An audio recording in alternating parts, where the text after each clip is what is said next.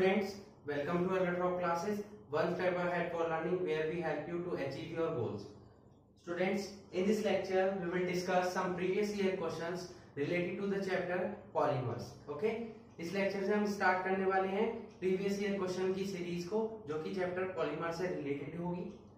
Overall 4 to 5 series part इस series में आएंगे आपके, और हर सीरीज में 4 से 5 इंपॉर्टेंट क्वेश्चन होंगे जो कि प्रीवियस ईयर से रिलेटेड होंगे, ताकि आपको सभी प्रीवियस ईयर क्वेश्चंस की प्रैक्टिस हो जाए। और केवल हम एक पार्ट में 4 से 5 क्वेश्चन ही डिस्कस करेंगे, जिससे कि आपको सभी क्वेश्चन अच्छे से क्लियर हो सके। Okay, so let's start. Our first question in this lecture is ये यहाँ पर एक कंपाउंड दिया हुआ है, आपको बताना है कि क्या ये होमोपॉलीमर है या कोपॉलीमर है। ठीक है, तो होमोपॉलीमर और कोपॉलीमर क्या होते हैं? होमोपॉलीमर वो पॉलीमर होते हैं जो केवल एक ही टाइप के मोनोमर से मिलकर बने होते हैं, जबकि कोपॉलीमर वो पॉलीमर होते हैं जो कि मल्टीपल टाइप्स के मोनोमर से मिलकर बने होते हैं। ठीक है, तो यहाँ पर आप देख सकते हैं कि C6H5 से यहाँ पर CH और फिर यहाँ पर जुड़ा हुआ है CH2। ठीक है, ये कंपाउंड किसका फॉर्मूला है? पॉलीस्टाइरीन का फॉर्मूला है। अगर हम इसको जोड़े तो यहाँ पर C6H5 से C6H5 ये हो गया हमारा बेंजीन, और यहाँ पर CH जुड़ा हुआ है, साथ में CH2 जुड़ा हुआ है। इधर एक सिंगल बॉन्ड है और इधर भी एक सिंगल बॉन्ड है, जिसके ओवरऑल कितने N मॉलिक्यूल्स हमने लिए हुए। ठीक है, तो ये हमारा क्या है? कंपाउंड है, पॉलीमर है। अब इसमें आप देख सकते हैं कि एक ही टाइप का मोनोमर प्रेजेंट है। C6H5 से क्या जुड़ा हुआ है? CH और CH2। अब इस साइड में सिंगल बॉन्ड है और इस साइड में भी सिंगल बॉन्ड है, मतलब CH और CH2 के बीच में यहाँ पर डबल बॉन्ड प्रेजेंट होगा, जिसकी वजह से यहाँ पर हुआ होगा पॉलीमराइजेशन, और पॉलीमराइजेशन होने के बाद ये कंपाउंड बना होगा। और ये जो कंपाउंड है इसको हम क्या बोलते हैं? स्टाइरीन। क्या बोलते हैं? स्टाइरीन। और ये जो कंपाउंड बना है इसको हम क्या बोलते हैं? पॉलीस्टाइरीन। अब ये आपका क्योंकि एक ही टाइप के मोनोमर से मिलकर बना है, इसका मतलब क्या हुआ? जो पॉलीस्टाइरीन है वो आपका कैसा है? होमोपॉलीमर कंपाउंड है। ठीक है, क्वेश्चन में आपसे पूछा गया था कि क्या आपका ये कंपाउंड होमोपॉलीमर है या ये कोपॉलीमर है। तो क्योंकि ये एक ही टाइप के मोनोमर से मिलकर बना हुआ है जो कि स्टाइरीन है, इसीलिए ये क्या है? यहाँ पर एक पॉलीमर, होमोपॉलीमर कंपाउंड है। ठीक है, क्लियर हुआ आपको फर्स्ट क्वेश्चन अच्छे से? ठीक है, नेक्स्ट चलते हैं हम। Distinguish between the term homopolymer and copolymer and give an example of each. इसी से रिलेटेड क्वेश्चन है कि आपको डिफरेंस बताना है होमोपॉलीमर और कोपॉलीमर के बीच में। क्या डिफरेंस होता है? होमोपॉलीमर क्या होते हैं?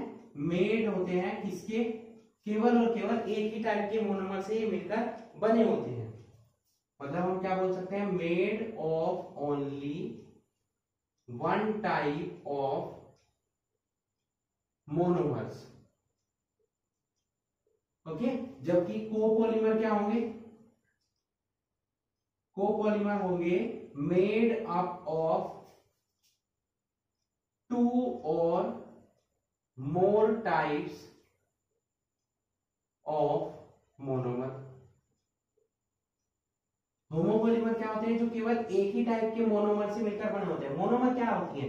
पॉलीमर की यूनिट्स होती है जिनसे मिलकर पॉलीमर बनते हैं, उनको हम क्या बोलते हैं? मोनोमर। ठीक है, अब वो अगर एक ही टाइप की हैं तो जो पॉलीमर बनेंगे वो होंगे होमोपॉलीमर, और अगर वो डिफरेंट टाइप की है तो जो पॉलीमर बनेंगे वो हमारे क्या हो जाएंगे? कोपॉलीमर हो जाएंगे। क्लियर हुआ इतना? ठीक है, एग्जांपल देख लेते हैं होमोपॉलीमर का एग्जांपल। अभी आपने ये देखा पॉलीस्टाइरीन, इसी का ही एग्जांपल है पॉलीस्टाइरीन। इसी तरीके से पॉलीथीन, पॉलीथीन के बारे में सभी ने सुना हुआ होगा। पॉलीस्टाइरीन भले ही ना सुना हो, लेकिन पॉलीथीन सभी ने सुना है ना? उसी तरीके से टेफ्लॉन, जिसकी कोटिंग होती है, जो हम घर में बर्तन यूज करते हैं ताकि उस पर जो खाना है हमारा, जो फूड हम उसमें प्रिपेयर करते हैं, वो चिपके नहीं। ठीक है, तो उसके लिए टेफ्लॉन यूज किया जाता है। इसी तरीके से पीवीसी के पाइप आते हैं, नायलॉन 6, ये सभी इसके एग्जांपल है। ठीक है, आगे आ जाते हैं कोपॉलीमर के एग्जांपल पर। कोपॉलीमर क्या हो जाएंगे? जैसे कि nylon 66, nylon 26, okay, Buena N ये रबर होती है, सिंथेटिक रबर, और ब्यूना एस एक्सेट्रा। ये सभी किसके एग्जांपल हो गए बेटा हमारे? ये हो गए हमारे कोपॉलीमर के एग्जांपल। ठीक है, तो क्लियर हुए आपको दोनों क्वेश्चन। फर्स्ट क्वेश्चन में हमने देखा कि यहाँ पर जो गिवन कंपाउंड है वो होमोपॉलीमर है, कोपॉलीमर है, तो हमें कैसे पता चलेगा? उसके पहले हमें मोनोमर यूनिट फाइंड आउट करनी होगी। अगर वो मोनोमर यूनिट एक ही टाइप की है तो वो होमोपॉलीमर होगा, और अगर वो मोनोमर यूनिट डिफरेंट टाइप्स की है तो वो क्या होगा? कोपॉलीमर होगा। नेक्स्ट क्वेश्चन में हमें पूछा गया है कि distinguish between the term homopolymer and copolymer, और दोनों के एक एक एग्जांपल देने हैं कुछ, तो हमने दोनों को डिफाइन कर दिया और उसके एग्जांपल भी नोट कर दिए। ओके, तो क्लियर हुए आपको ये दोनों question? So please note it. Next चलते हैं नेक्स्ट क्वेश्चन पर।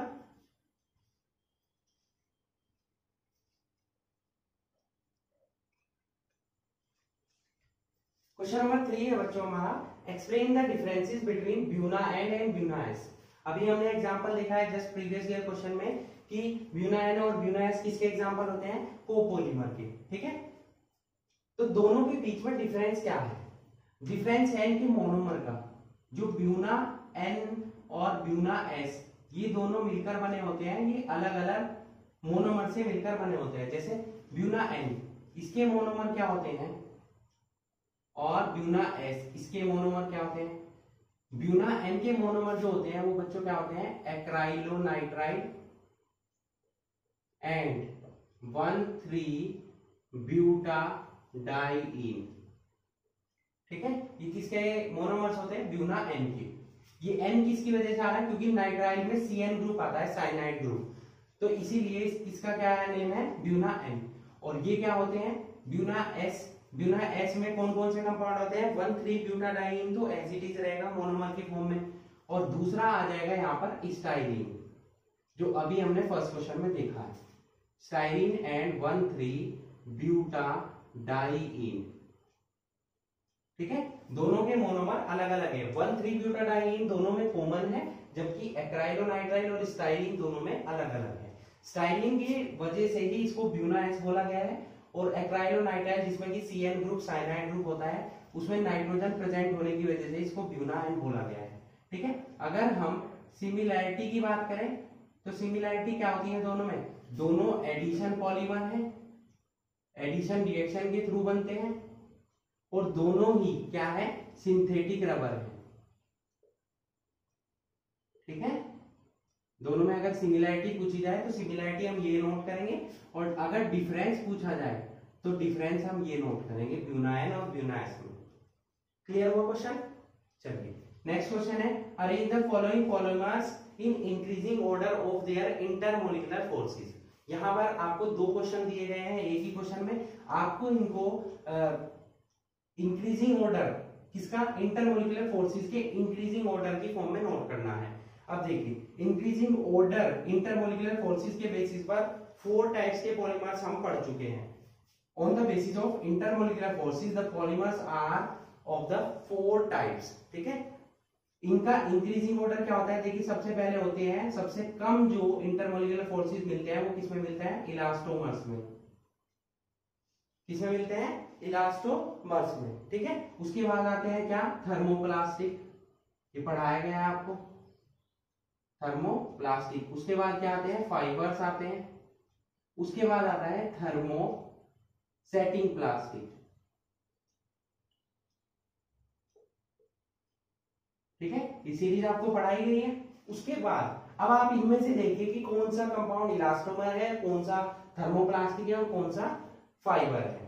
ठीक है, यहां पर आपको ये फाइंड आउट करना है बस इसमें। अब देखिए, इसमें जो ब्यूना एस है, ब्यूना एस एक इलास्टोमर है फर्स्ट की अगर हम बात करें। ठीक है, ब्यूना एस क्या है? इलास्टोमर है, तो इसका सबसे कम होगा। उसके बाद ब्यूना एस के बाद अब आ जाते हैं किस पर हम? थर्मोप्लास्टिक पर। पॉलीथीन एक थर्मोप्लास्टिक कंपाउंड है। पॉलीथीन क्या है? थर्मोप्लास्टिक है। जबकि जो नायलॉन 66 है वो क्या है? फाइबर है। ठीक है, तीनों कंप्लीट हो चुके। थर्मोसेटिंग प्लास्टिक का कोई एग्जांपल इसमें नहीं दिया हुआ है। तो हमारा इंक्रीजिंग ऑर्डर क्या होगा? सबसे कम इंटरमोलिकुलर फोर्सेस किसमें होंगे? ब्यूना एस में, देन होंगे पॉलीथीन में, और लास्ट में किसके होंगे? नायलॉन 66। सेकंड पर आ जाते हैं। इसमें नायलॉन 6 तो क्या होगा, फाइबर ही होगा, वही आप जान सकते हैं, ठीक है। उसके बाद यहाँ पर नियोप्रीन, क्योंकि एक ही टाइप का कंपाउंड है। नियोप्रीन क्या होता है हमारा, इलास्टोमर्स, क्योंकि इसकी इलास्टिसिटी काफी ज्यादा होती है। इलास्टोमर्स वो कंपाउंड होते हैं जिनमें इलास्टिसिटी प्रेजेंट हो। नियोप्रीन आ गया। उसके बाद क्या आ जाएगा, नियोप्रीन के बाद यहाँ पर आएगा पॉलीविनाइल क्लोराइड, पीवीसी, जो कि किसका एग्जांपल होगा, हमारा थर्मोप्लास्टिक का। उसके बाद रिमेनिंग क्या बचा, नायलॉन 6। नायलॉन 6 अभी जैसे नायलॉन 6 क्या है, फाइबर है, उसी तरीके से नायलॉन 6 भी क्या है, फाइबर है। यहां पर भी कोई एग्जांपल नहीं दिया हुआ है थर्मोसेटिंग प्लास्टिक का। अगर दिया होगा तो सबसे ज्यादा उसका हो जाएगा हमारा इंटरमोलिकुलर फोर्सेस। तो इस तरीके से किस बेसिस पर, ये जो हमने सीरीज पढ़ी हुई है इंटरमोलिकुलर फोर्सेस के बेसिस पर, जो कि 4 टाइप्स के होते हैं, इंटरमोलिकुलर फोर्सेस के बेसिस पर हमारे पॉलीमर्स कितने टाइप के होते हैं, 4 टाइप्स के। उन्हीं के बेसिस पर हमने इसको increasing order of intermolecular forces में नोट कर दिया है, ठीक है। क्लियर हुआ आपको इतना? So please note it.